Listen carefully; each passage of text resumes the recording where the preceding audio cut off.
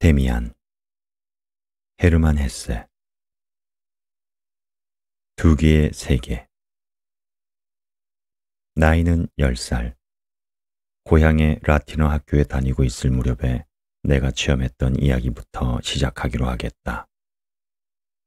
이야기를 하려니 그 당시의 추억들이 질풍에 불려오듯 내 가슴에 파고든다. 슬픔과 즐거움, 두려움 등등 이런 것들이 한꺼번에 밀어닥쳐 내 몸을 흔든다. 그야말로 다양했던 지난날의 꿈이다. 어두침침한 뒷골목, 화려한 건물, 시계탑, 그 시계의 소리, 여러 사람들의 얼굴 등이 뇌리에 되새겨지고 아늑하고 따뜻한 방이나 유령이라도 나올 것 같은 음산한 방, 꽤나 역한 냄새를 풍기던 토끼집, 그 토끼를 기르던 하녀, 약을 다리는 냄새나 말린 과일 냄새가 코를 찌르던 부엌이며 헛간 등이 눈앞에 선하게 떠오른다. 거기에는 두 개의 세계가 한데 얽혀 있었다. 그리고 그 세계의 양쪽 끝에서 낮과 밤이 찾아오는 것이었다. 한쪽 세계는 아버지의 집이었다. 여기에는 양친밖에는 살고 있지 않았다. 그 세계를 이루고 있는 것은 아버지와 어머니, 사랑, 엄격한 가풍, 광명과 청아한 공기 등이며 그 세계에 살고 있는 사람들은 품행도 격조가 높았고 옷차림도 단정했다.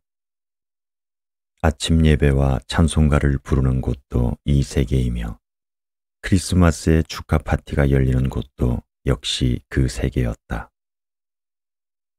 거기에는 미래로 통하는 직선적인 길이 있었다.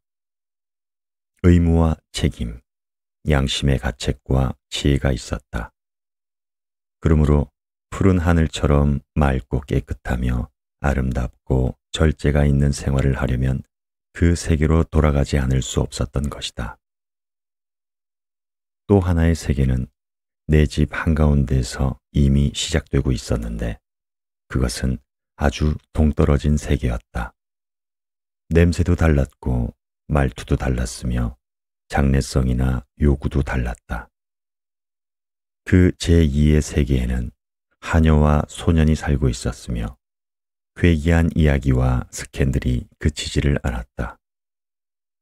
너무 어이가 없어 기가 막히는 일, 뜬구름처럼 정체를 알 수 없는 일들이 파도처럼 밀려오는 곳이다. 그 세계에는 도살장도 있고 형무소도 있다. 고주망태가 된 주정뱅이가 있는가 하면 아낙네들의 귀따가운 입씨름도 있다. 외양간에서는 암소가 새끼를 낳고 마구간에서는 늙은 말이 쓰러진다. 이야기라고 하면 강도나 살인이나 자살에 대해서 짓거리는 것뿐이다. 처절하고 광포하고 잔악한 사건들이 꼬리를 물고 일어난다. 바로 코앞에 있는 집에서도 그렇고 누우면 뒤통수가 닿는 뒷집에서도 그렇다. 그런 사건들이 흔해 빠졌으니 예사로워져서 길바닥에 널려있는 쓰레기를 보는 정도로밖엔 여겨지지 않는다.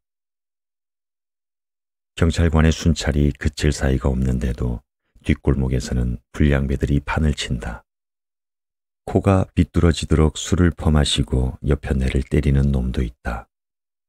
저녁 때가 되면 뚝을 무너뜨린 물살처럼 여공들이 공장에서 쏟아져 나온다.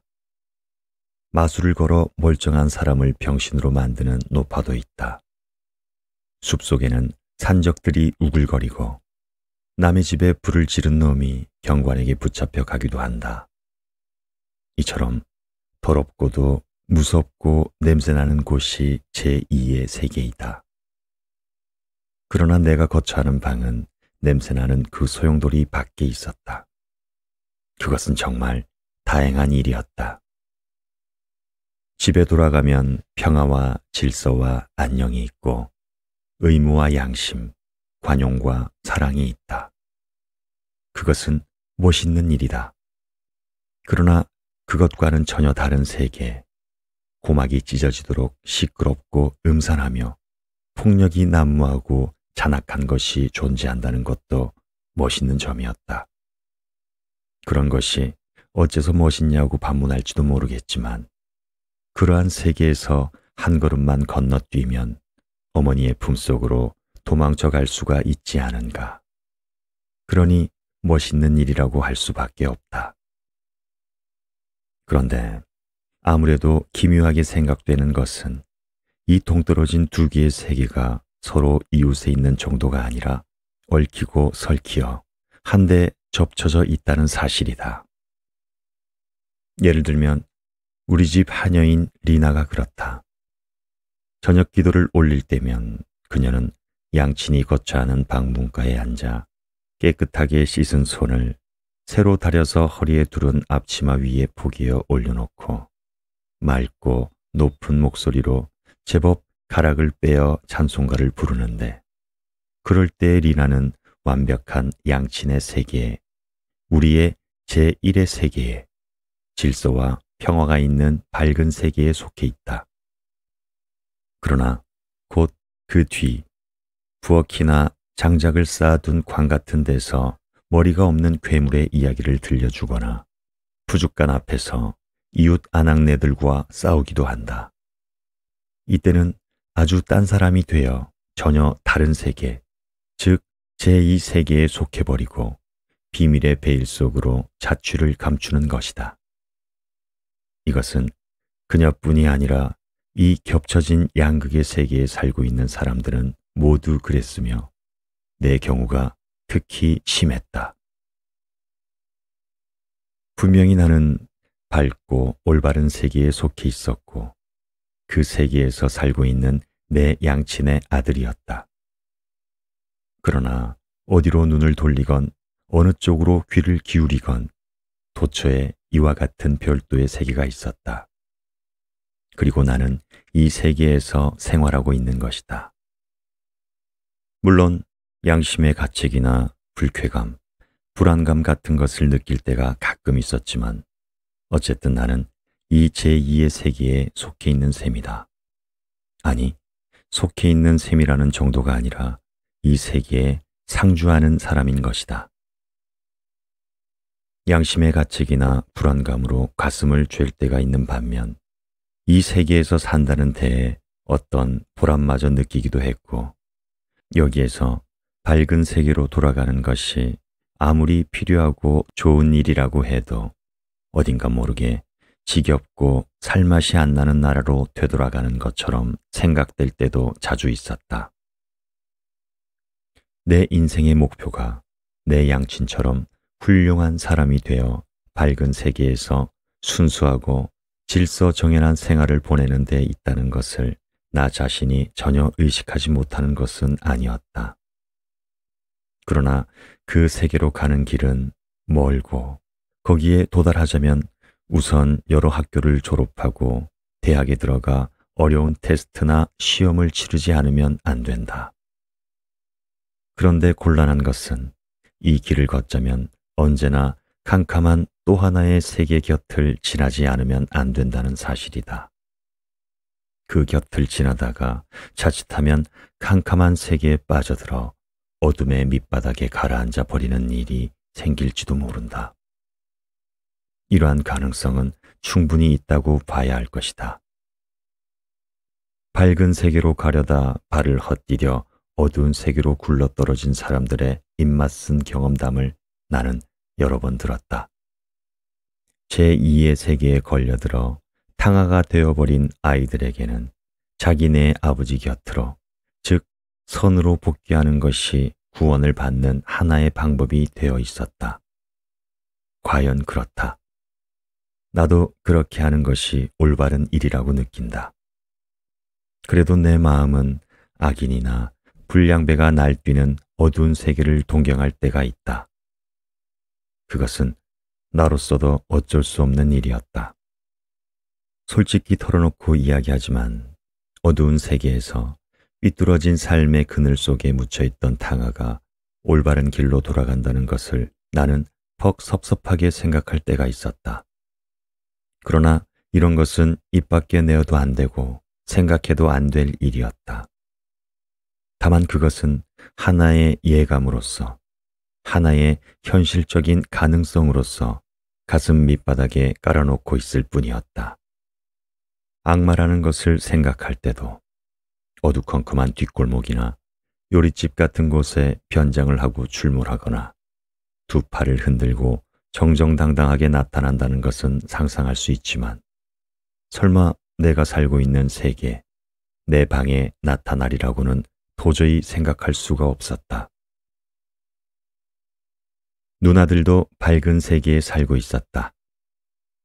그녀들의 인품은 어머니와 아버지를 닮았다고 생각되어질 때가 많았다. 나보다도 인간미가 있고 품행도 단정하여 밝은 세계에서 올바르게 사는 사람으로서의 결점은 거의 없는 것처럼 보였다. 따지고 보면 얼빠진 짓을 곧잘 하고 또 어딘가 좀 모자란다고 생각되는 구석이 한두 군데가 아니지만 그 얼빠지고 모자라는 것이 나만큼 깊이 마음속에 뿌리를 내리고 있지는 않았다. 그리고 그와 같은 그녀들의 결점이 내 경우와는 아주 다른 것으로 생각되었다. 왜냐하면 나는 악과의 접촉에서 얻는 고통이 내 힘으로는 감당할 수 없을 만큼 무거웠고 어두운 세계가 그녀들보다 훨씬 가까이 내 곁에 다가와 있었기 때문이다. 누나들은 적어도 내게 있어서는 양친과 마찬가지로 소중히 여기고 존경하지 않으면 안 되는 사람들이다. 그러니까 어쩌다가 싸움이라도 벌어지면 나중에는 반드시 싸움을 먼저 건 것은 내 쪽이니 누나들과 싸운 죄는 내게 있다고 빌었다. 이것은 내 양심 이상의 어떤 도덕규범 같은 속박에서 벗어날 수 없었기 때문이다. 그런 입장에서 볼 때 누나들을 모욕하는 것은 양친과 선과 권위를 모욕하는 거나 마찬가지인 것이다. 밝은 세계와 어두운 세계에 양다리를 걸친 나는 딱지가 붙은 불량배들한테는 거리낌 없이 짓거릴 수 있어도 누나들에게는 털어놓지 못할 비밀이 많았다. 날씨도 좋고 기분도 상쾌한 날에 누나들의 놀이상대가 되어 얌전한 동생인 채 하는 내 모습을 자신의 눈으로 바라보는 것은 그야말로 멋있는 일이었다. 그럴 때 나는 정말 거룩하고도 아름다운 천사가 되어 있는 것이다. 그리고 천사가 된 내 덕분으로 누나들도 무슨 여신이라도 된 듯한 얼굴을 하는 것이다. 그것은 우리들이 알고 있는 한 가장 아름답고 향기로운 추억이 되어 있다. 달콤한 행복의 꿈에서 아마 이러리라 생각된다. 그러나 그런 시간, 그런 날이 흔히 찾아오진 않았다. 그러니까 내게는 감미로운 이 꿈맛을 보는 것과는 정반대의 날이 많았다. 처음에는 얌전한 채 하면서 사이좋게 놀아보려고 사념이 없는 마음으로 누나들과 만나는데 어쩌다가 물론 내가 먼저 그녀들의 비위를 건드려 놓지만 어쩌다가 말다툼을 하다 보면 그 입씨름이 크게 번져 싸움판이 되고 만다. 화가 나면 나는 신성불가침인 그녀들이기는 해도 지독한 욕을 마구 퍼붓는다. 그러면서도 마음속으로는 이건 너무하다. 누나들한테 이런 욕을 하다니 하고 부젓가락으로 가슴을 지지는 듯한 양심의 가책을 받지만 하던 욕을 마저 깨끗하게 끝내버리고 만다. 그러고 나면 후회와 통한이 얽힌 어두운 시간이 찾아든다. 그 다음에는 내가 잘못했다고 누나들한테 빌어야 하는 슬픈 순간이 다가온다.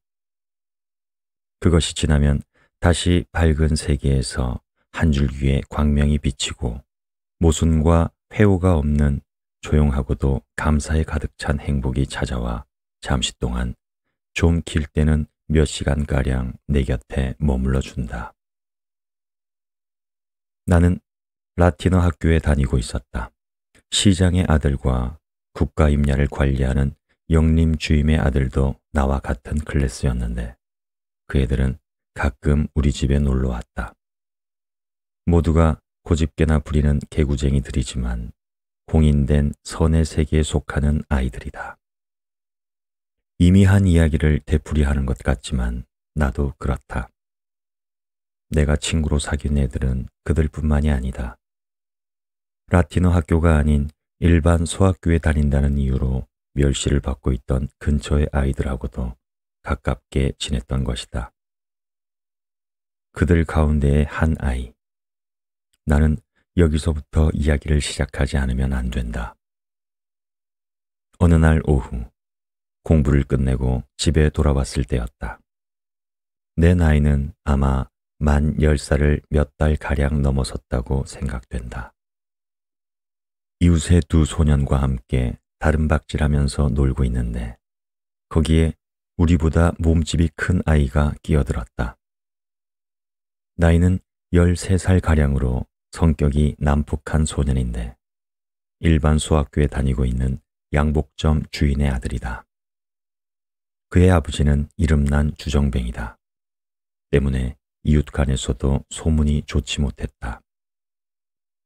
이 프란츠 크로모에 대해서는 나도 잘 알고 있었다.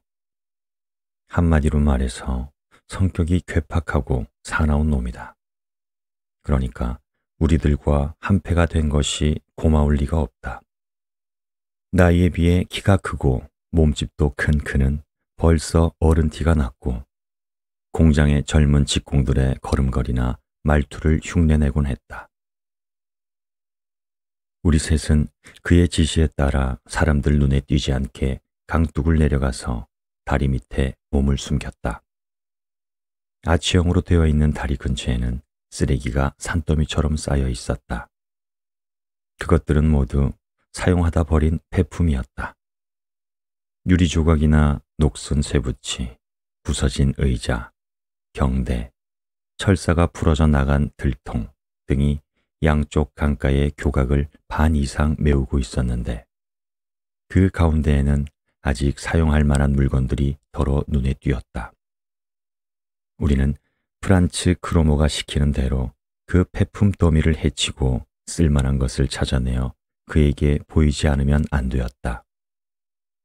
크로모는 우리가 주워온 것을 날카로운 눈으로 슬쩍 훑어보고는 호주머니 속에 쑤셔 넣든가 강물에 던져버리는 것이었다.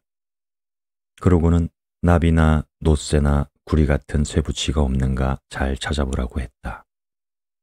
그런 것은 모두 그의 호주머니 속으로 들어간다. 짐승의 뿔로 만든 낡은 빗도 마찬가지다. 난 크로모와 함께 있는 것이 숨이 막힐 정도로 답답하고 싫었다. 기회만 있으면 달아나고 싶었다. 그것은 크로모 같은 덜 되먹은 놈과 함께 놀았다고 아버지한테 꾸지람을 듣는 것이 무서워서가 아니라 크로모 그가 무서웠기 때문이다. 그러나 프란츠 크로모가 나를 다른 아이들과 동등하게 취급해 주는 것은 고마운 일이었다. 그 소년과 한데 어울리면, 물론 우리가 원해서 어울린 적은 한 번도 없지만 그 소년과 한데 어울리면 명령을 내리는 것은 언제나 그쪽이고 우리는 그저 복종할 뿐이었다. 내가 크로모와 한데 어울린 것은 이번이 처음이지만 다른 아이들은 그의 명령에 무조건 복종하는 것이 오래전부터의 습관처럼 되어 있었다. 작업을 끝내고 우리는 강가의 땅바닥에 앉았다. 크로모는 퇴하고 강물에 침을 뱉었는데 그럴 때 몸짓은 어른과 꼭 같았다. 침을 뱉고 싶은 자리에 명중시키는 것이다. 아이들은 이야기를 시작했다. 저마다 자랑거리가 될 만한 것을 짓거려댔다. 모두가 못된 장난을 했다는 이야기. 이것이 그 무렵의 소학생 특유의 무용담이다.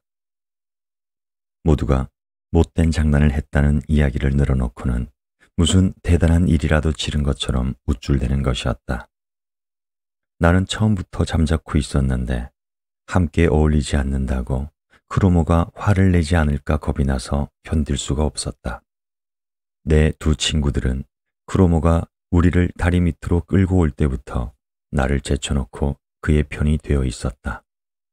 그러니까 나는 외톨박이가 된 셈이었다. 그들 셋은 내 옷차림이나 태도로 미루어 자기들을 무시하는 것으로 생각했는지도 모른다. 어찌됐든 내가 입을 다물고 있는 것을 무언의 반항이나 도전적인 행위로 간주한 것만은 사실이다. 더욱이 라틴어 학교의 학생이고 상류사회 명문의 아들인 나를 크로모가 좋아할 리가 없었다. 다른 두 아이들도 예외는 아니다. 만약 내가 크로모한테 얻어맞는다고 해도, 맞아 죽는다고 해도 말려주지 않을 것은 뻔한 일이었다. 그것은 나도 잘 알고 있었다. 불안감으로 가슴이 죄어 견딜 수 없게 된 나는 무슨 이야기를 그럴듯하게 꾸며대고 그 주인공이 바로 나라고 했다. 내용인즉 거리 어귀에 있는 물레방아 근처의 과수원에서 사과를 한 부대나 훔쳤는데 그것도 보통 사과가 아니고 제일 맛이 좋은 레네테와 골든 파르메네 종만 골라서 훔쳤다고 했다. 나는 코앞에 들이닥친 위험에서 벗어나기 위해 할 수 없이 엉터리 거짓말로 꾸며 했지만 일단 이야기를 꺼내면 상대방이 고지듣도록 그럴듯하게 늘어놓는 데는 자신을 갖고 있었다. 기왕에 꾸며낸 도둑질 이야기니 위험물 저장소 같은 것으로 크로모의 환심을 살 때까지 계속해봐야겠다고 생각한 나는 그 줄거리에 가지를 붙이고 잎을 달기 시작했다. 그런데 우리가 사과나무에 올라가서 사과를 따내리고 있는 동안 한 놈은 망을 보고 있었어. 신나게 사과를 따고 있는데 부대가 꽉 찼으니 그만 내려오라잖아. 망을 보던 놈이 말이야. 그래서 내려가 보니까 정말 부대가 터질 지경이야.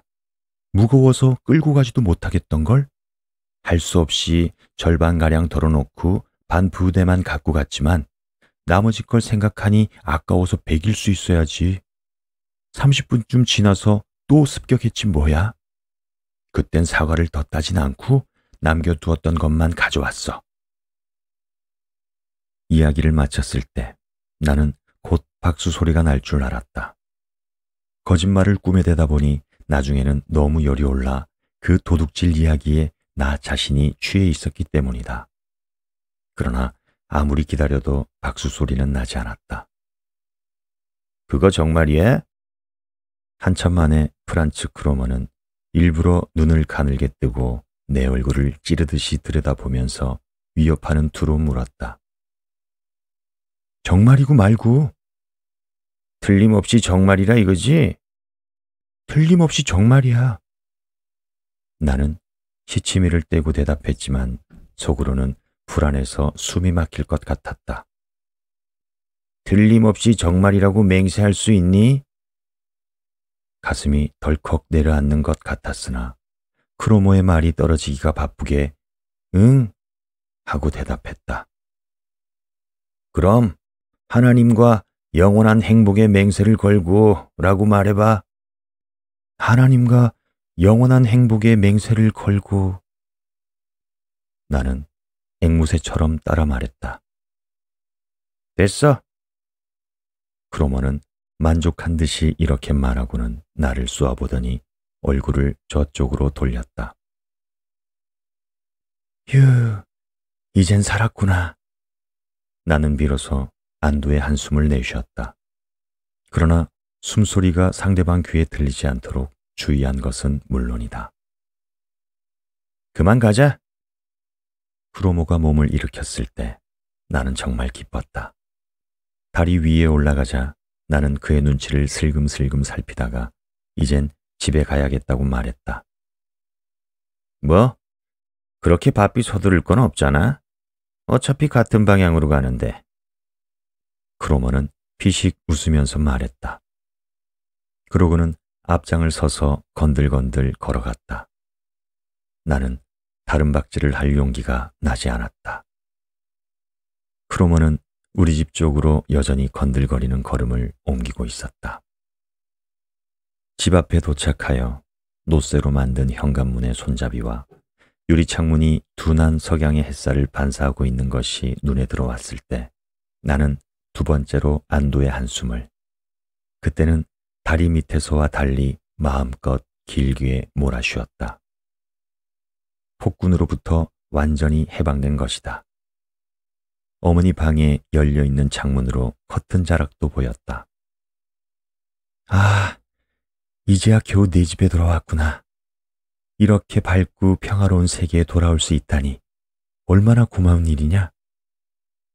나는 급히 문을 열고 뛰어들어 손을 뒤로 돌려서 손잡이를 당겼는데 어느 틈에 들어왔는지 프란츠 크로모가 내 뒤에 서 있지 않은가.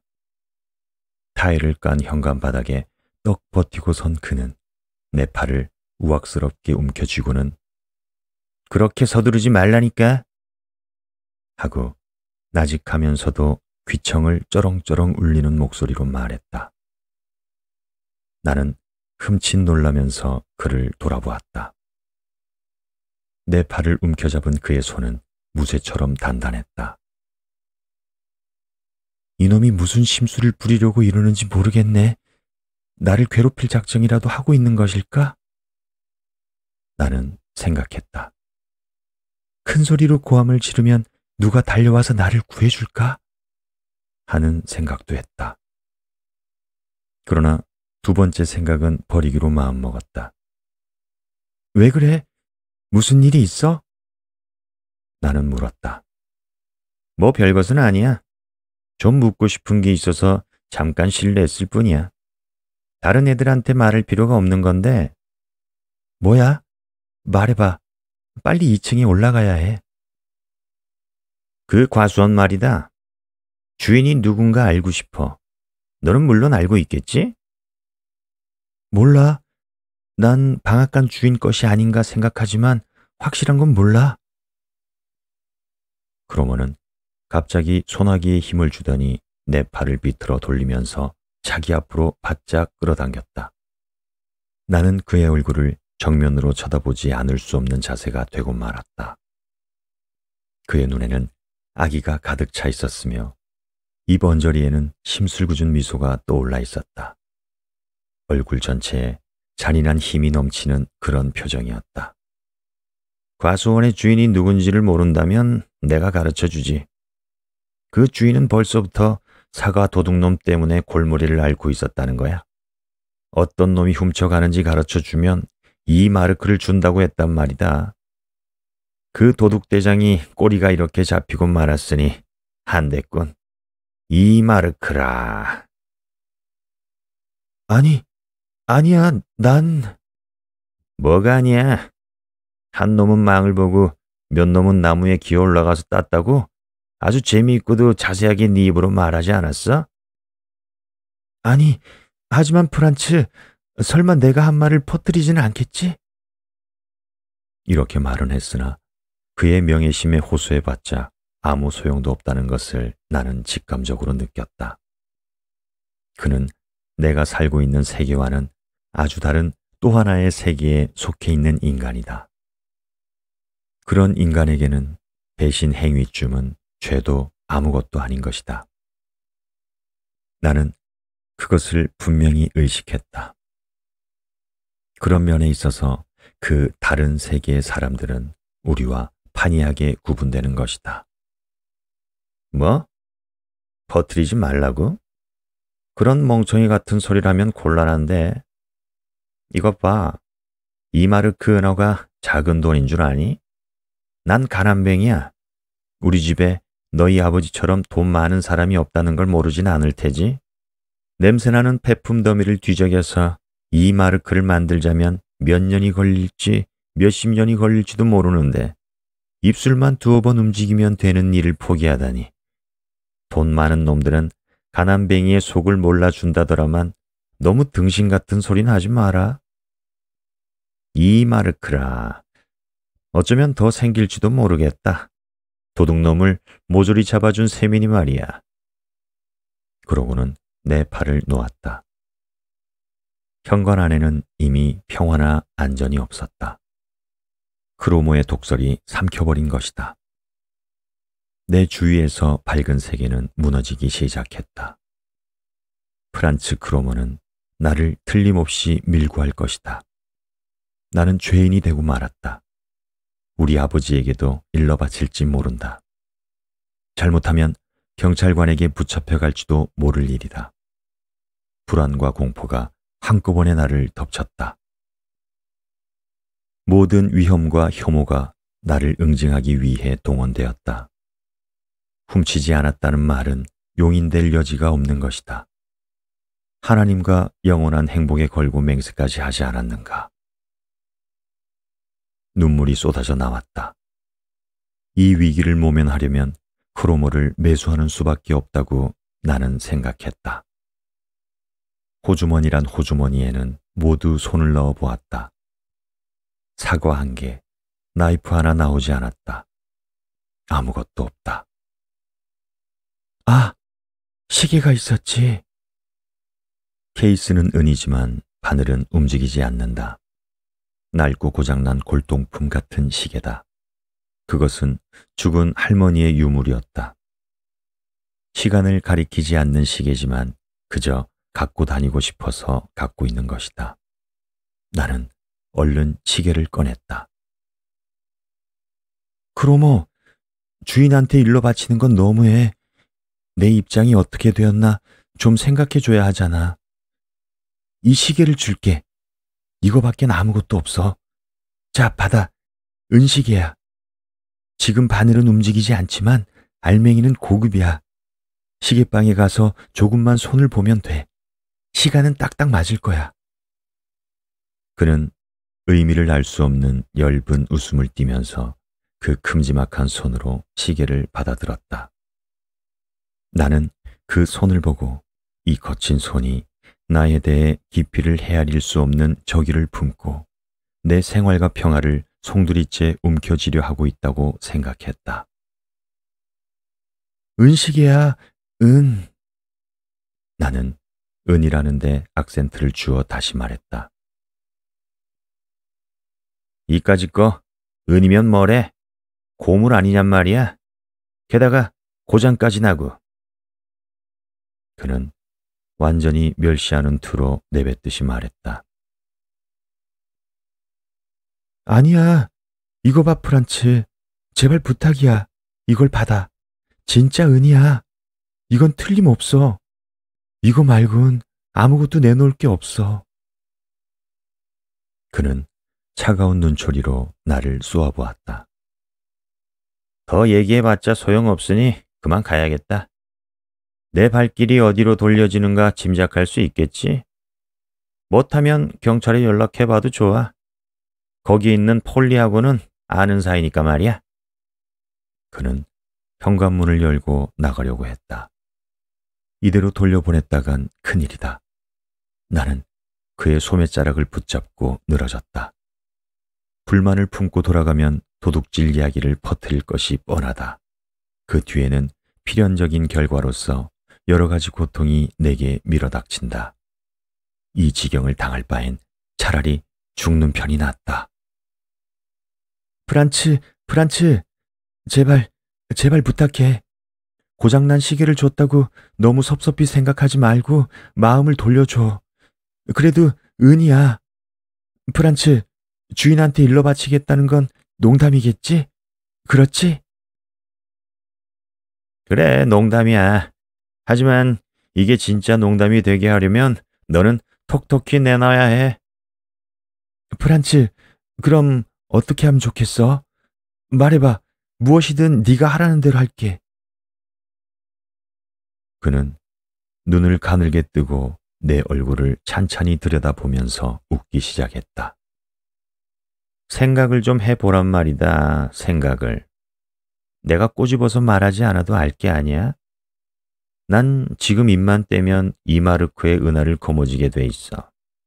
소나기에 거머쥔 돈을 내팽개칠 만큼 나는 부자가 아니야. 그러나 넌 부자야. 좋은 시계도 갖고 있는 부자란 말이야. 그러니까 내놔.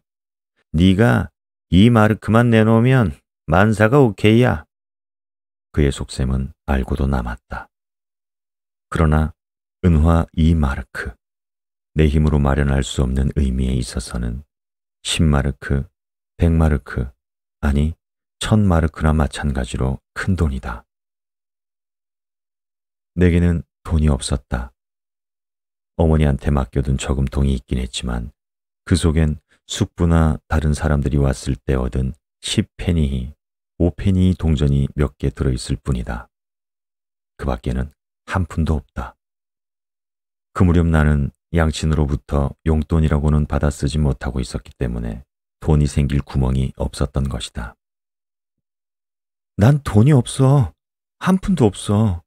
하지만 다른 물건 같은 거라면 뭐든지 줄게. 정말 돈은 한 푼도 없어. 한 푼도 없다. 크로모의 얼굴은 험상궂게 일그러졌다. 돈은 없지만 인디언 얘기책도 있고 인형도 있어. 아 참, 컴퍼스도 있지. 그걸 모두 줄게. 크로모는 들은 척도 하지 않고 있다가 퇴하고 타일 바닥에 침을 뱉었다. 듣기 싫어. 그따위 허튼 수작에 내가 넘어갈 줄 아니? 뭐? 컴퍼스도 있다고? 나를 더 이상 화나게 하지 마. 돈을 내놓으란 말이다. 돈을! 그는 막무가내였다. 하지만 없는 걸 어떻게 내놔? 우리 아버지나 어머니는 다른 건 몰라도 돈은 주지 않아. 없는 걸 자꾸 내놓으라면 난 어떡해? 사정이 그렇다면 내일까지 돈을 마련할 여유를 주지. 내일 2마르크를 갖고 와. 방과 후 시장 어귀에서 기다리고 있을 테니까. 알았지? 시장 어귀로 갖고 오란 말이야. 만약 약속을 어기는 날이면 그땐 정말 용서 없어. 각오해. 얘기는 알아들었지만 한 푼도 없는 돈을 어떻게 갖고 가? 이거 정말 야단났네. 프란츠, 돈은 없어. 마련할 재간도 없는 걸. 그런 것까지 내가 결정해 줘야 하니? 너희 집은 부잔데 왜 돈이 없어? 죽는 신용하지 말고 내 말을 똑똑히 들어둬. 내일 방과 후에 시장 어기. 알았지? 다시 말하지만 만약 안 갖고 오는 날엔 프란츠 크로머는 무서운 눈으로 나를 노려보고는 아까처럼 입을 삐죽거리면서 퇴퇴 침을 뱉어놓고 그림자처럼 사라져버렸다. 나는 계단을 올라갈 힘도 없었다. 내 생활에 파멸이 찾아온 것이다. 이렇게 부대끼느니 차라리 집을 뛰쳐나가 버릴까, 투신 자살이라도 해버릴까 하는 생각도 했다. 그러나 그것은 막연한 생각에 지나지 않았다. 이러지도 저러지도 못하게 되어버린 나는 계단의 맨 아래 층계에 웅크리고 앉아 꼼짝을 않은 채 어둠과 함께 밀려오는 불행에 내 몸을 맡겼다. 리나가 장작을 가지러 바구니를 들고 내려오다가 어두컴컴한 현관 계단 아래에서 울고 있는 나를 발견했다. 나는 리나에게 아버지나 어머니한테 아무 말도 하지 말라고 부탁하고는 계단을 올라갔다. 창문 곁의 옷걸이에는 아버지의 모자와 어머니의 파라솔이 걸려 있었다. 나는 거기에서 가정과 양친의 한없는 애정과 그리움을 느꼈다. 방탕한 자식이 오래간만에 고향으로 돌아와 옛집의 이방 저방을 둘러보며 동경과 회한의 눈물을 흘리면서 옛 냄새를 들이마셨을 때처럼 감사와 정성을 다하며 나는 그 모자와 파라솔에 인사를 보냈다. 그러나 그러한 것들은 이미 내 것이 아니었다. 아버지와 어머니가 살고 있는 밝은 세계, 평화롭고 질서가 잡혀있는 제1의 세계의 것이었다. 뜻하지 않게 과오를 범한 나는 모험과 죄의 소용돌이에 휘말려 몸부림을 치다가 끝내는 기진맥진하여 황토빛 탕류의 밑바닥에 가라앉고 말았다. 내가 다시 떠오르기를 기다리는 것은 적의 위협과 불안, 위험과 지옥뿐이었다. 그 모자와 파라솔, 낯익은 복도, 현관의 선반 위에 걸려있는 커다란 그림 액자, 그리고 방에서 흘러나오는 큰 누나의 목소리. 모두가 정답고 그리웠다. 그 모든 것이 그때처럼 소중하게 여겨졌던 적은 없었다. 그러나 그 소중한 것들이 나를 위로해 주진 못했다. 소중하긴 하지만 이미 보물은 아니었다. 그리고 내 것이 아니었다. 그 모두가 내게 비난의 화살을 퍼붓고 있었다. 나는 밝고 조용한 이 세계에, 깨끗한 그 세계에 뛰어들 만한 용기가 없었다. 내 발에는 메트로도 털어버릴 수 없는 때가 묻어 있었다. 나는 내가 살던 세계와 아무런 관련이 없는, 그리고 그 세계가 전혀 알아보지 못하는 그림자를 안고 있었다. 지금까지도 비밀은 있었다. 마음에 걸리는 일도 많았다. 그러나 그런 것은 내가 지금 집에 갖고 온 것에 비하면 어린애 장난감 같은 것에 지나지 않는다. 농담으로 돌려도 아무런 뒤탈이 없을 만큼 무가치한 것이다. 나는 지금 나를 저주하는 운명에 쫓기고 있다. 사방으로 쫓겨다니고 있다. 아무리 달아나도 내게 뻗쳐오는 그 운명의 손길에서 빠져나갈 수는 없다. 그 운명의 손에서 나를 건져주는 사람은 아무도 없다. 어머니에게도 나를 지켜줄 만한 힘이 없었다. 가령 있다고 해도 나를 저주하는 운명의 손이 지금 내 뒷덜미를 움켜쥐려 한다는 말을 어머니에게 할 수는 없다. 이렇게 된 이상 내가 저지른 죄가 도둑질이건 거짓말이건 그런 것은 아무래도 좋았다. 내 죄는 도둑질이나 거짓말에 국한되는 것이 아니다. 그렇다면 내 죄는 어디까지 뻗어나가는 것인가? 악마하고 악수를 한 것이 내가 저지른 죄의 근원이다. 나는 왜 그 애들을 따라갔을까? 나는 왜 아버지에게서 그처럼 주의를 받았는데도 크로모의 말을 들었을까? 나는 왜 하지도 않은 도둑질을 했다고 거짓말을 꾸며 했을까? 마치 그것이 영웅적인 행위라도 되는 것처럼 왜 자랑 삼아 말을 했을까? 그것도 일부러 거짓말을 꾸며서까지 말이다. 그때 악마는 내 손을 붙잡은 것이다. 그때부터 나를 평생토록 괴롭힐 원수가 내 뒤를 쫓기 시작한 것이 아닌가. 내일 방과 후 시장 어귀에서 갑자기 무서운 생각이 들었다. 그러자 암흑의 세계를 향해 가속도적으로 치닫는 내 모습이 환상에서 현실로 돌아오는 것 같아서 온몸에 소름이 끼쳤다. 조금 전에 경험한 과오가 새로운 과오를 연달아 일으킬 것이 틀림없다는 것과 시치미를 떼고 누나들 앞에 모습을 나타내거나 양친에게 인사를 하고 키스를 해도 내가 저지른 죄는 도저히 감춰질 수 없다는 것, 그리고 가족들한테 숨기고 있는 비밀과 나를 저주하는 운명이 내 몸에 들러붙어 떨어지지 않는다는 것을 나는 뚜렷하게 의식하고 있었다. 아버지의 모자를 바라보고 있는 동안 순간적이긴 했지만 신뢰와 희망이 내 가슴 속에서 고개를 쳐들었다. 모든 것을 아버지 앞에 털어놓고 심판을 받자. 그리고 아버지가 내리는 판결에 복종하고 내 몸에 떨어지는 죄의 대가를 사양하지 말자. 아, 아버지.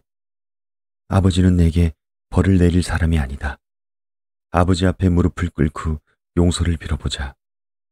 지금까지 몇 번인지도 모르게 해온 참회를 한 번만 더 참고 하면 된다. 진심으로 참회하면 아버지도 내 마음을 알아주겠지. 아버지 앞에 무릎을 꿇는 것은 괴로운 일이지만 한순간이다. 잠깐만 참으면 된다. 이건 얼마나 달콤한 반향을 갖고 있는 생각인가. 아버지의 동정을 사서 용서를 받는 방법치고는 얼마나 아름다운 유혹인가. 그러나 그것도 순간적인 생각에 불과했다. 내게는 그럴 만한 재주가 없고 용기도 없다는 것을 나는 의식했다. 설령 그런 재주를 부린다고 해도 실패로 돌아갈 것은 뻔한 일이다.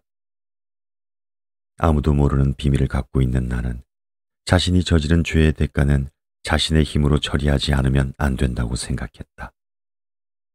사실 그러는 수밖에는 달리 방법이 없는 것이다. 나는 지금 내 인생의 갈림길에 서 있다. 그리고 이것을 전환점으로 하여 아마 영원히 악의 세계에서 살지 않으면 안 되게 될지도 모른다.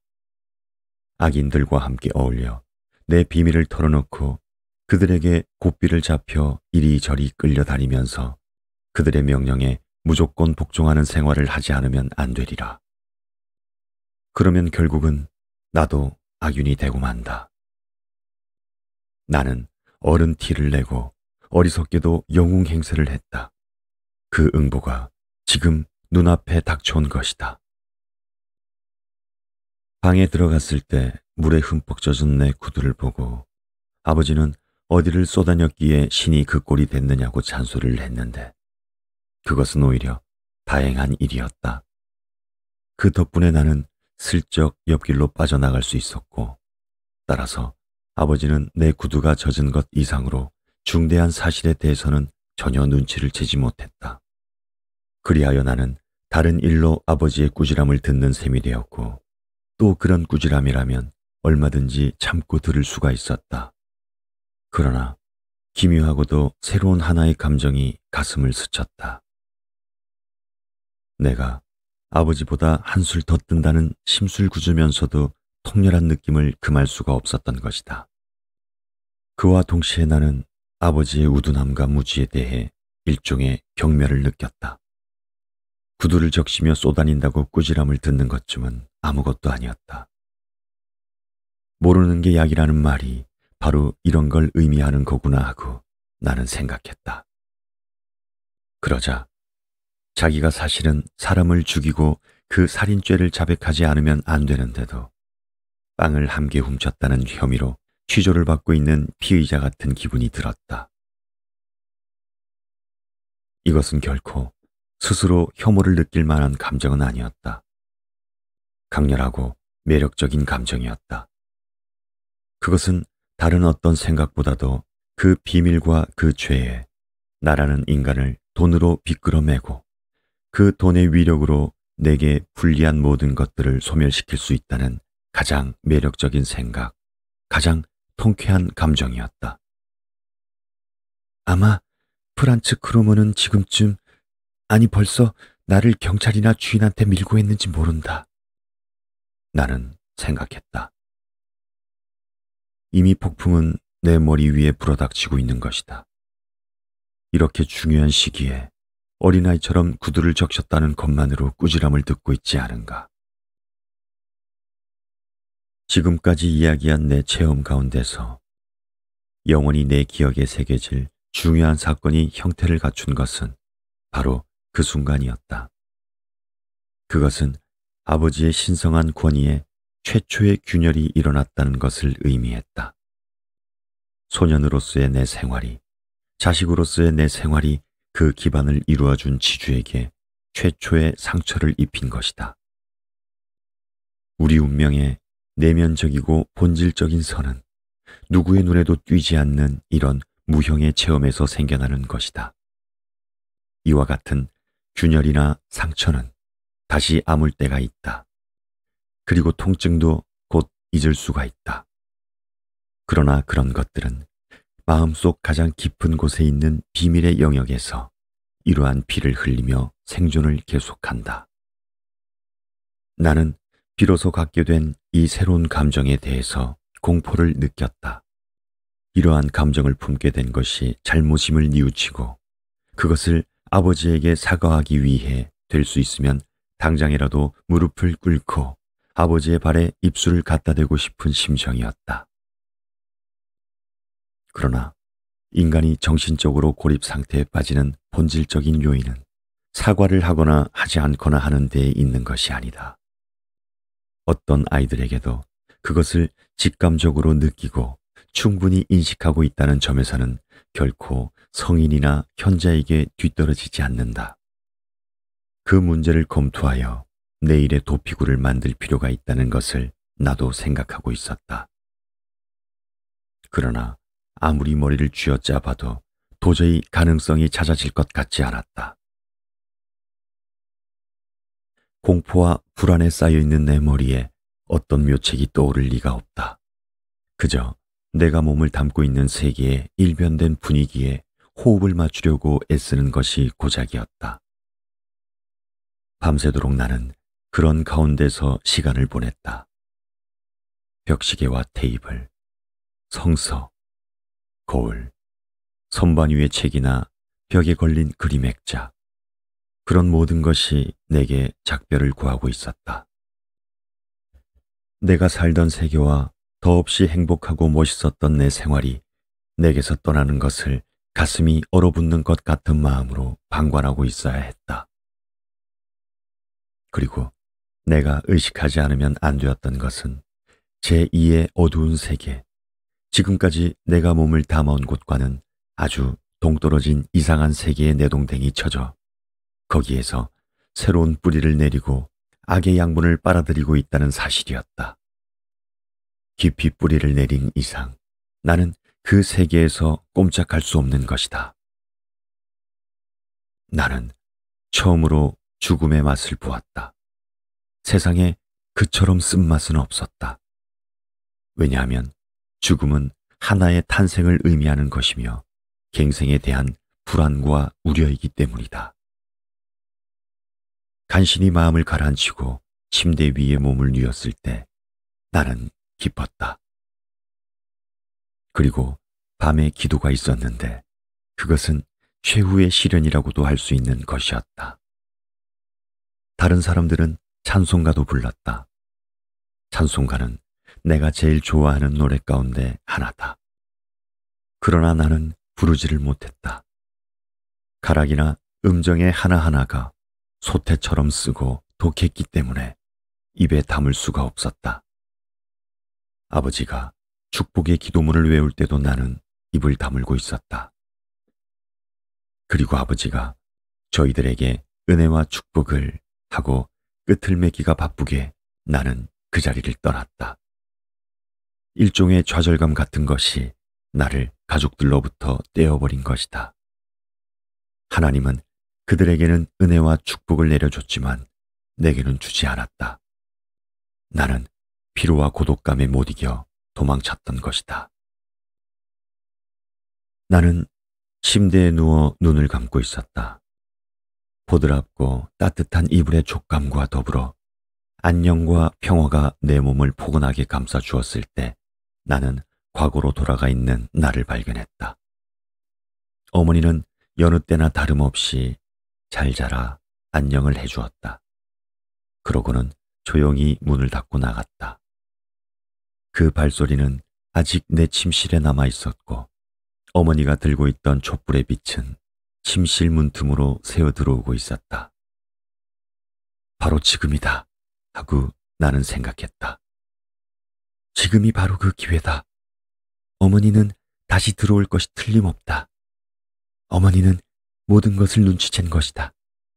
내 볼에 키스해주고 부드러운 목소리로 묻겠지. 어머니의 다정한 음성을 들으면 나는 울지 않고는 못 베길 것이다. 뜨거운 눈물이 쏟아지면 돌멩이가 목에 걸려있다고 해도 녹아버릴 것이다. 목이 트이면 이것저것 모두 어머님한테 털어놔야겠다. 그러면 일은 깨끗이 해결되는 셈이다. 나를 구해줄 사람은 어머니뿐이다. 어머니의 힘으로 나는 살아날 수 있다. 문틈으로 흘러 들어오던 촛불이 사라진 뒤에도 나는 문 쪽으로 귀를 기울이고 어머니의 발소리가 다가오기를 기다렸다. 그리고 모든 죄를 어머니 앞에 털어놓고 용서를 빌자고 몇 번이고 마음속으로 되풀이했다. 이윽고 나는 조금 전에 나로 돌아가 원수의 눈을 보며 골머리 아픈 그 사건에 얽혀들고 말았다. 프란츠 크로모의 얼굴이 똑똑히 보였다. 가느다랗게 뜬 그 실눈으로 나를 쏘아보면서 무섭게 일그러진 입술로 비웃음을 던지고 있었다. 그 얼굴을 마주보고 있자니 쥐구멍이라도 찾아 도망쳐 버리고 싶은 생각이 간절했지만 몸이 돌덩이처럼 굳어져 꼼짝할 수가 없었다.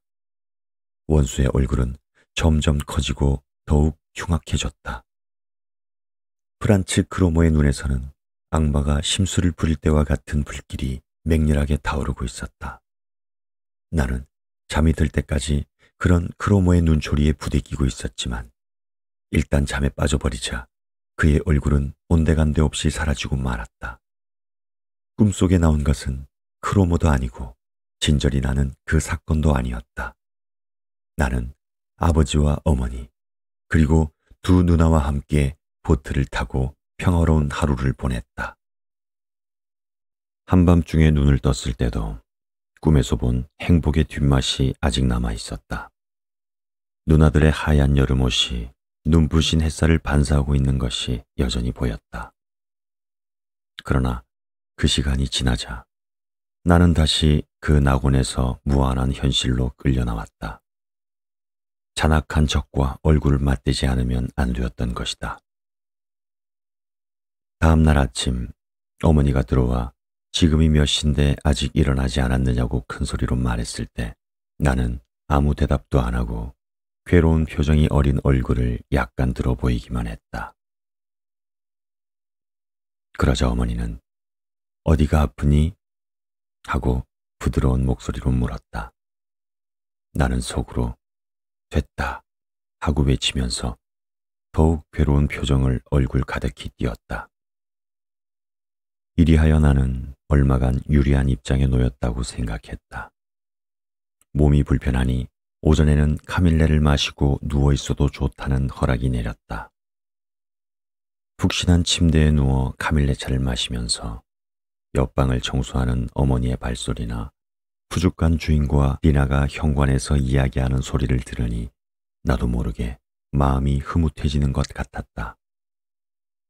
그 전부터 나는 그러한 소리를 듣는 데에 취미를 갖고 있었다. 학교에 수업이 없는 오전 동안은 뭔가 정체를 알 수 없는 매력, 마술적인 매력, 동화적 매력 같은 것이 있었다. 방 안에 흘러 들어오는 햇살도 교실의 푸른 커튼으로 스며드는 얼룩진 빛과는 달랐다.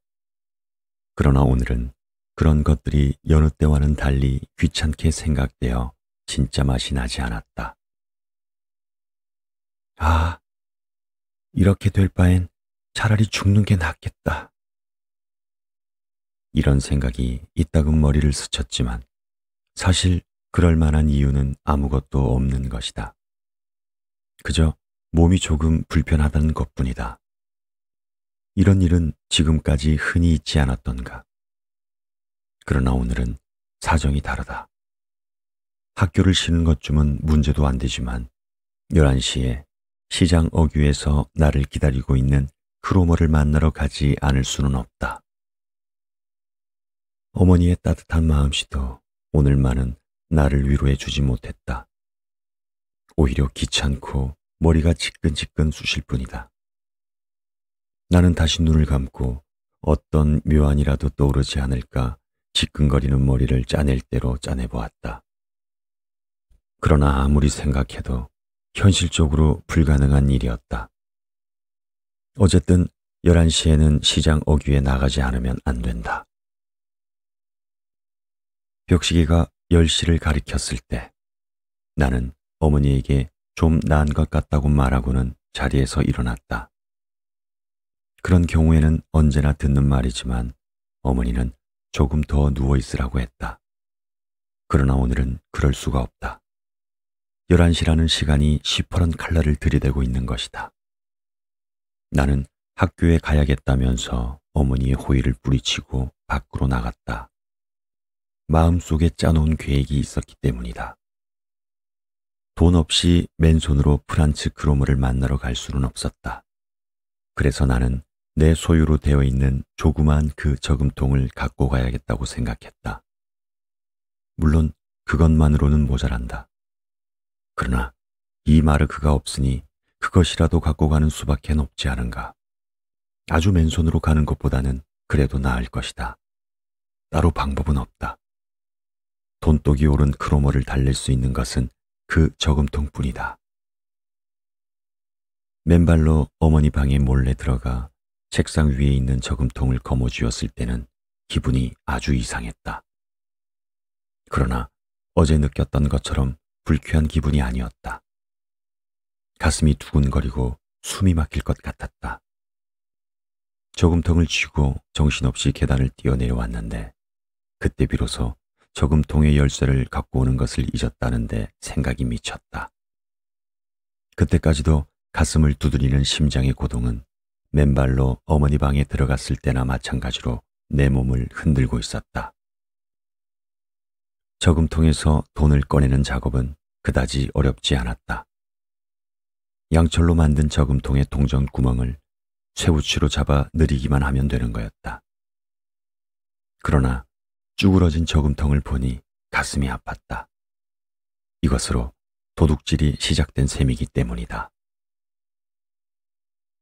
지금까지는 과자나 과일을 슬쩍 하는 정도에 지나지 않았지만 지금은 비록 내 돈이라고는 해도 분명히 도둑질을 한 것이다. 나는 크로모와 그의 세계에 다가서고 있으며 그러다가 끝내는 지옥에 굴러떨어지고 만다는 것을 느끼고 의식적으로 또 하나의 나에게 저항해 보았다. 그러나 지금에 와서는 되돌아설 수 없는 일이었다. 내디딘 발길을 돌이킬 수가 없었다. 저금통이 쭈그러진 입으로 토해낸 돈은 모두 65페니밖엔 안 되었다. 65페니히. 그러나 없는 것보다는 낫다. 나는 알맹이가 빠져나간 저금통을 현관 계단 밑에 감춰놓고 집을 나섰다. 이상했다. 기분이 아주 이상했다. 이런 기분으로 대문을 나선 적은 여태껏 한 번도 없었던 것이다.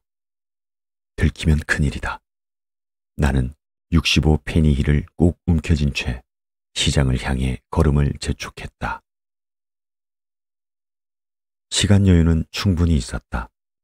나는 일부러 길을 돌아 변모하는 거리의 뒷골목을 어깨를 움츠리고 걸어갔다. 좁은 골목길 양쪽에 늘어선 집들이 오늘따라 이상하게 보였다. 내 옆을 지나가는 사람들도 모두 무서워 보였다. 모두가 내게 의심의 눈초리를 퍼붓고 있는 것 같아 얼굴을 들고 걸을 수가 없었다. 도둑질이 발각될까 겁먹은 사람처럼 곁눈질로 주위를 살피면서 휘청거리는 다리를 부지런히 움직이고 있는데 나와 같은 학교에 다니는 아이가 언젠가 가축시장에서 1달러를 주운 일이 있다는 얘기를 한 것이 생각났다. 그러자 갑자기 내게도 그러한 기적을 내려주십시오 하고 그 자리에 무릎을 꿇고 앉아 하나님께 빌고 싶어졌다. 그러나 내게는 이미 하나님을 찾을 권리가 없었다. 가령 하나님이 특혜를 베풀어 내 발등에 2달러를 떨어뜨려 준다 해도 쭈그러진 저금통의 입은 아물지 않는다. 프란츠 크로머는 약속한 장소에 와 있었다. 먼 발치에서 그 실눈으로 나를 힐끗 쳐다보고는 일부러 천천히 걸음을 옮겨 내 쪽으로 다가왔다. 이 마르크는 틀림없이 갖고 왔을 테니 조급히 굴 필요가 어디 있느냐는 얼굴이었다. 내 곁으로 오더니 따라오라고 명령을 내리는 것 같은 눈짓을 했다. 그러고는 뒤도 돌아보지 않고 천천히 발걸음을 옮겨 여유 있는 태도를 보이면서 슈트로가의 뒷골목을 지나 다리를 건너서 거리 어귀에 있는 새로 지은 집 앞에서 발을 멈췄다. 아직 공사가 끝나지 않은 그 집은 현관문도 창문도 달려있지 않았다. 크로머는 주위를 둘러보고 나서 안으로 들어갔다. 나도 그 뒤를 따라 들어갔다. 그는 복도를 지나 맨 안쪽에 있는 방으로 들어가더니 벽에 등을 탁 붙이고 서서 눈짓으로 나를 부르고는 손을 내밀었다. 내놔. 그의 목소리는 얼음처럼 차가웠다. 나는 65페니히를 움켜쥔 채 호주머니에 넣고 있던 손을 빼고는 주먹을 펼쳤다. 그리고 큼지막한 그의 손바닥 위에 내 손의 것을 옮겨 놓았다. 그는 뭉툭한 손가락으로 동전을 튕기듯이 세어보고 있었는데 마지막 5페니 동전에 튕겨진 소리가 아직 사라지기도 전에 셈을 끝냈다. 뭐야? 모두 65페니밖에 안 되잖아? 그는 내 얼굴을 쳐다보았다. 그때의 그 눈, 내 몸을 녹여버릴 것처럼 이글거리던 그 눈을 어떻게 표현해야 좋을까?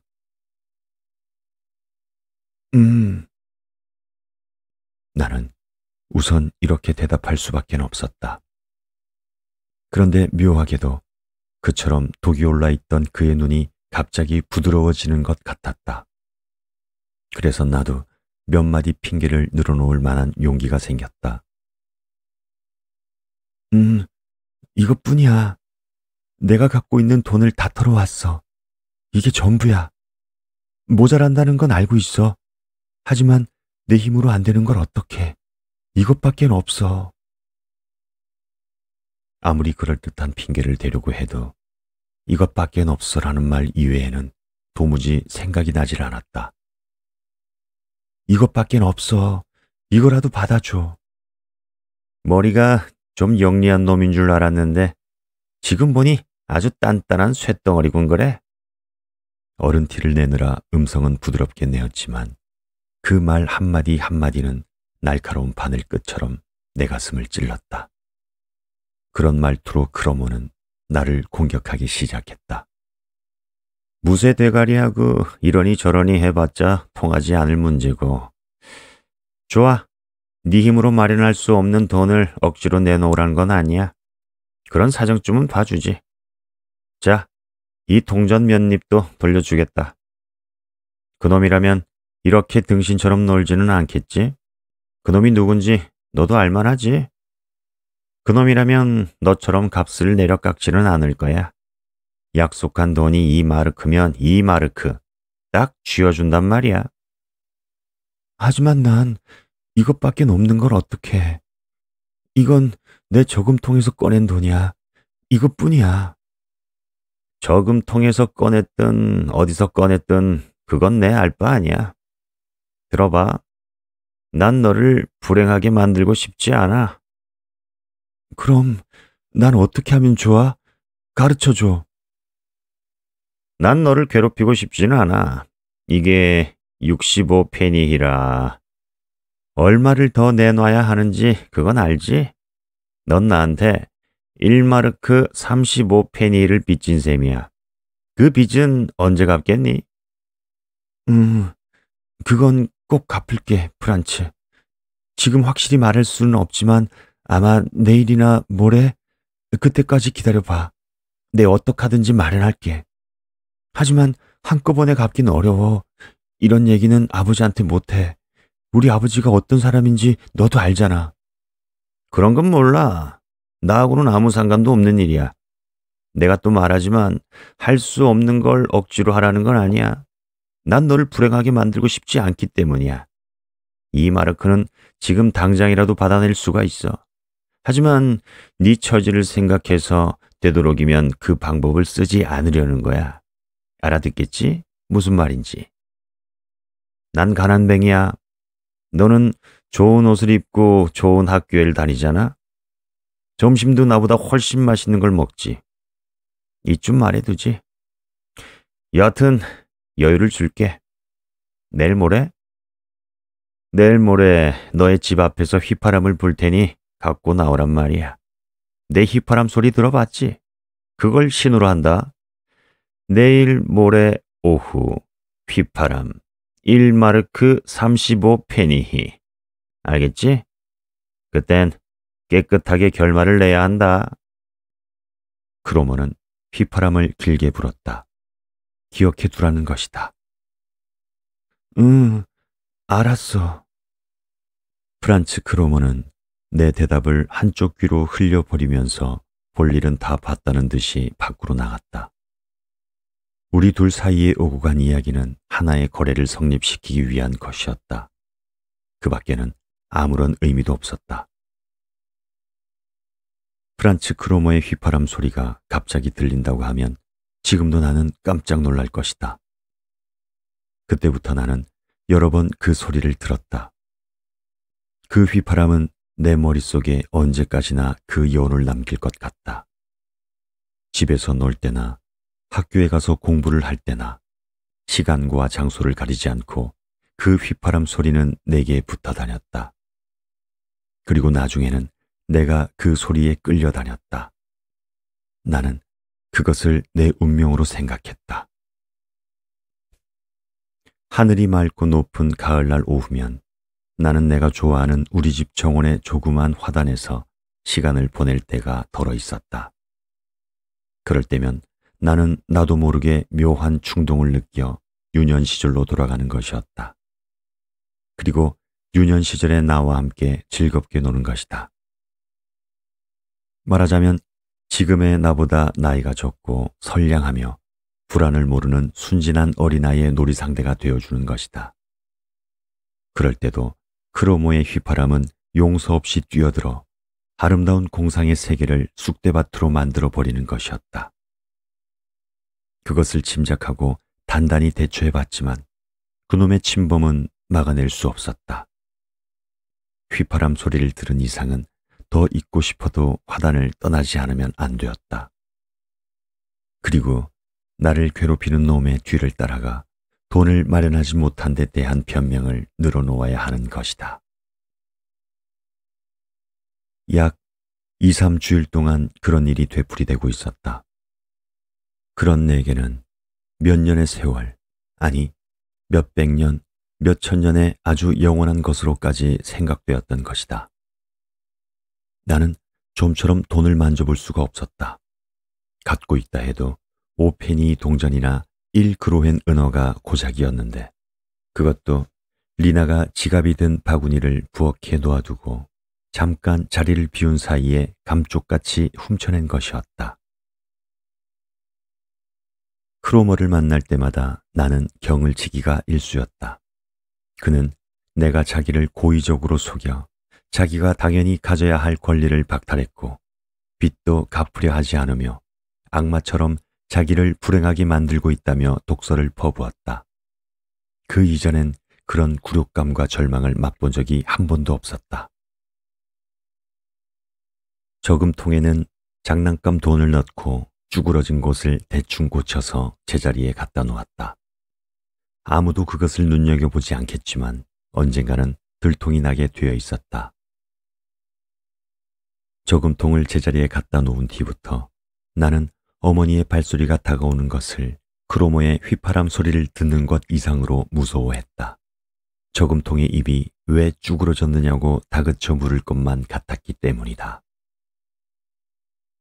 맨손으로 프란츠 크로모를 만나는 일이 여러 번 되풀이되자 그 악마는 종전과는 다른 방법으로 나를 괴롭히기 시작했다. 그 방법이란 나를 끌어내다 잔심부름도 시키고 자기가 할 일을 내게 떠맡기기도 하여 마음껏 부려먹는 것이었다. 시킬 일이 없으면 괴팍한 짓을 시작한다.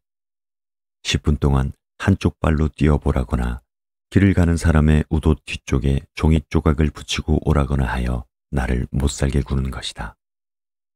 여러 날 밤을 두고 꿈속에서까지 그런 고역을 치르지 않으면 안 되었던 것이다. 며칠 동안 나는 병상에 누워 있었다. 걱정할 만한 병은 아니지만 밤이 되면 열이 오르고 가끔 식은땀도 흘렀다. 어머니는 아무래도 증세가 이상하다면서 걱정을 했다. 그것이 내게는 도리어 고통스러웠다. 어머니의 걱정에 대해 상대방이 신뢰할 만한 양심적인 해명을 할 수가 없었기 때문이다. 어느 날 밤, 어머니는 내 방에 들어와서 막 자리에 누운 내게 초콜릿을 한 개 주었다. 그것은 내 유년 시절을 생각나게 했다. 말썽 없이 하루해를 보내고 잠자리로 돌아가면 얌전하게 놀았으니 이걸 먹고 자라고 하면서 곧잘 초콜릿을 주곤 했던 것이다. 어머니는 침대 머리에 서서 자, 초콜릿 하고 옛날처럼 상을 주려고 했다. 그러나 나는 고개를 저었다. 왠지 모르게 슬펐다. 그러자 어머니는 어디가 아프니 하고 물으면서 내 머리를 쓰다듬어 주었다. 이걸 먹고 자렴. 싫어. 안 먹어. 아무것도 먹고 싶지 않아. 나는 일부러 심술궂은 투로 대답했다. 어머니는 초콜릿을 테이블 위에 놓고 나갔다. 다음 날 아침 어머니가 나를 불러 어젯밤엔 왜 그랬느냐고 물었을 때 나는 전혀 기억이 없는 일처럼 어리둥절한 얼굴로 우물쭈물 넘겨버렸다. 그날 저녁 어머니는 의사를 불러왔다. 나를 진찰한 의사는 매일 아침 냉수마찰을 하던가 찬물로 몸을 닦으라고 일렀다. 그 무렵에 나는 일종의 정신착란 상태에 빠져 있었다. 우리 집의 질서와 평화 가운데서 나는 유령처럼 절제를 잃은 생활을 하고 있었으며 가족들과 한데 어울리지도 않았다. 그러나 단 한 시간도 나 자신의 존재를 잊은 적은 없었다. 아버지는 가끔 그런 날을 불러다 놓고 신랄하게 힐책했지만 그 전처럼 쉽게 꺾여들지는 않았다. 이상하게도 아버지의 꾸중에 대해서는 냉담하고 완고한 태도를 취할 수가 있었다.